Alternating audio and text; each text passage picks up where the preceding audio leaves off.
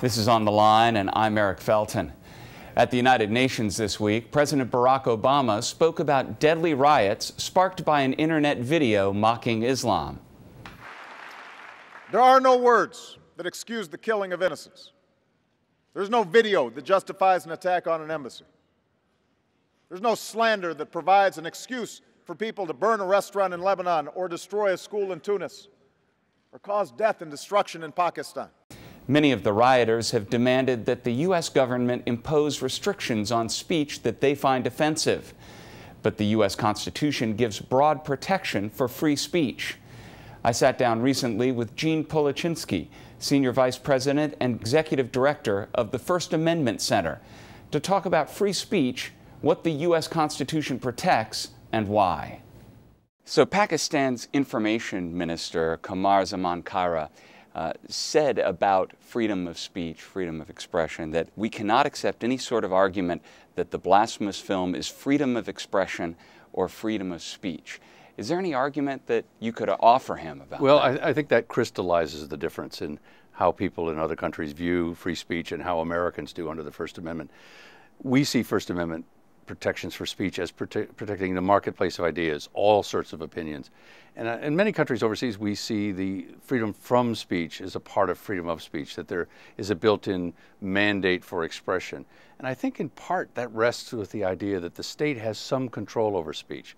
So you may assume, as people have done with the film, with the video, that that was government endorsed or sponsored, or that the government somehow should be able to shut that down. And our view is that speech is pure. It can be pro, con, any opinion is good, and ultimately we will arrive at the right decision.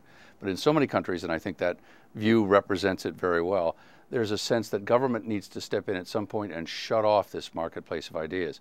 We simply haven't had that tradition for over 200 years. Yet often in the U.S., if we talk about freedom of speech, or somebody sort of cites the First Amendment, that's sort of an end to the argument, if you will. But if you're not part of that tradition, what's the argument to be made for it?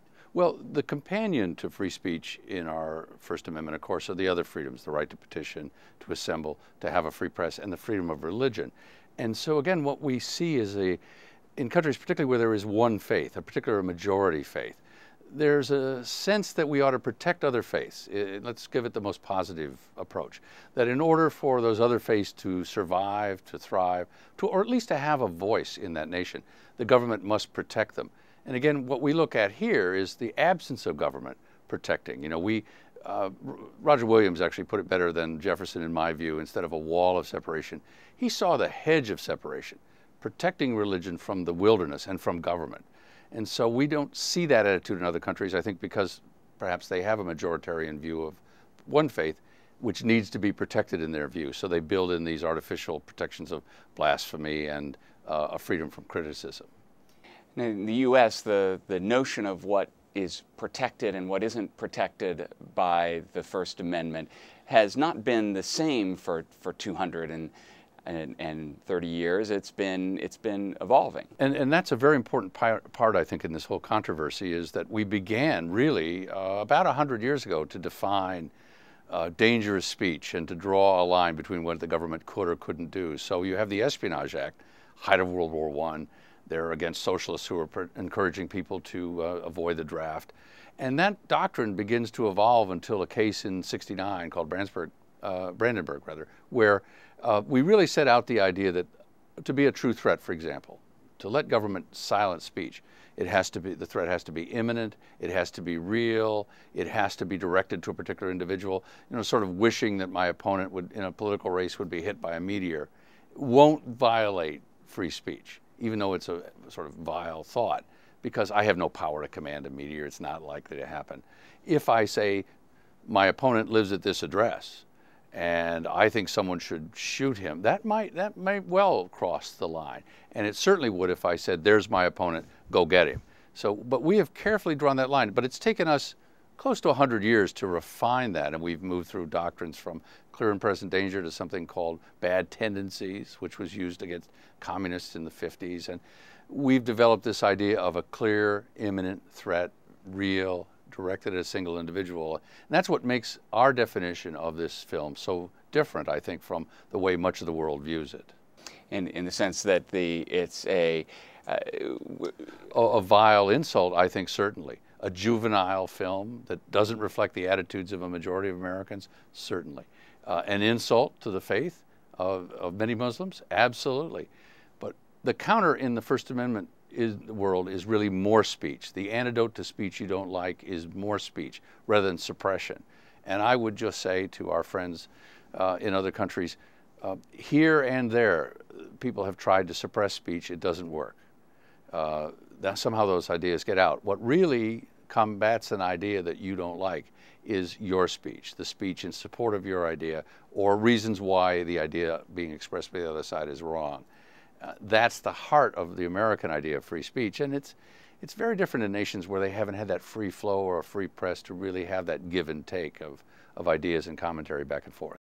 And we're seeing all over the world technologies that are empowering people to sort of dive in and make themselves heard. And so these issues, even aside from the kind of case of something like this offensive film and sort of hot button topics, these issues are very much happening around the world, what governments are and are not going to allow in the way of speech. And I think this, again, makes the case for America to really explain our view of freedom of speech and to point out, I think, the fact that suppression of speech doesn't, in the long run, work.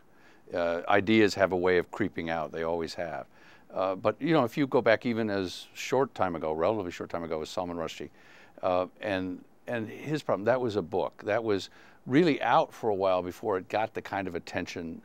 This is a video that instantly really became news. We have a preacher in Florida who can make news on the internet. Quite frankly, 20 years ago, nobody would have ever heard of that person.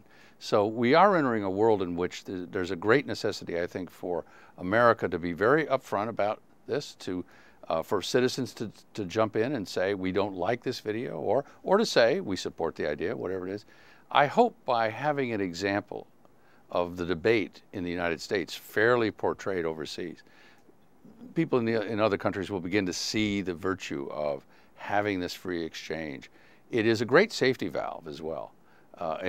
While someone is free to produce something I find vile and repugnant, having the freedom to freely attack that in a verbal sense, to really bring out what I want to do. And I think also, frankly, in this instance, to really explain the Muslim faith, to explain Islam to Americans, goes a long way toward understanding that, and again, this is the presupposition of the First Amendment, if we just talk to each other, we will eventually arrive at the right solution. That was what the founders had in mind. That's why they created such strong protection for opinions that they rejected, frankly, in their personal life. And of course, the First Amendment, some of the amendments to the Constitution are short and sweet. But the First Amendment is a rather extensive set of things to be protected. They are, and you know, in one sense it's 45 words. In another sense, it really covers the 5 freedoms that set out how, as American citizens, we live. You know, I'm fond of saying the rest of the Bill of Rights, with maybe the exception of the Second Amendment, really sets out what government shouldn't do. You shouldn't invade someone's privacy. You can't force someone to self-incriminate. You can't have a warrantless search and seizure. But the First Amendment says we get to talk. We get to worship as we will. We get to write what we want freely without the government censoring us. We can get together in a group or individually and ask the government to change things. So it really, in a way, the First Amendment is such a core value to Americans. And we haven't done a good job, frankly, as a nation, explaining it, sometimes to ourselves. We do an annual survey. 4 out of 100 Americans this year could even name the 5 freedoms in the First Amendment. So when I look overseas, when I look into other nations and say they don't quite understand how this works, well, a lot of our own fellow citizens don't. So I'm hopeful that as tragic as this circumstance was, that as horrific it is to have people die when it's really, in some way at least, sparked by simply an idea, we can take that, we can learn from that, and we can say to the rest of the world, talk to us, let us talk to you, talk to yourselves freely without government interference. And I think ultimately that may be the only solution to what is such a terrible, difficult conflict to settle. I think it has to start and end with freedom of expression. That will go a long way toward at least having people understand each other, and with understanding often comes a solution. Gene Policinski, Executive Director of the First Amendment Center, thanks so much for joining us today. My pleasure.